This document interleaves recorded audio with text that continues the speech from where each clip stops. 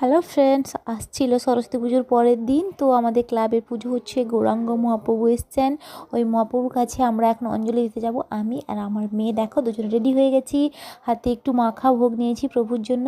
তো একদম বেরিয়ে যাবো, দুজন দেখতেই থাকো তোমরা। তো রেডি হয়ে রাস্তায় বেরিয়ে এসেছি। আমার মেয়ে পেছন থেকে একটু ক্যামেরাটা ধরে দিচ্ছে, বলছে মা তুমি হাঁটো, আমি একটু ক্যামেরাটা ধরে দিই তোমার। দিয়ে আমরা এখন অঞ্জলি দিতে যাব একদম সোজা প্যান্ডেলে। তারপরে খাওয়া দাওয়া করব। তো তোমরা দেখতে থাকো বন্ধু। তো ফ্রেন্ডস দেখো, আমরা একদম পুরো প্যান্ডেলেই চলে এসেছি।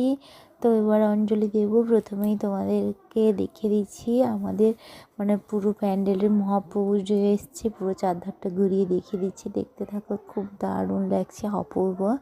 তো সবাই এখন অঞ্জলি দেওয়ার জন্য ব্যস্ত। তো তার ফাঁকে আমি একটু হালকা করে ক্যামেরা করে দিয়ে তোমাদেরকে দেখাচ্ছি, তারপরে বলবো। তো ফ্রেন্ডস দেখো, আমাদের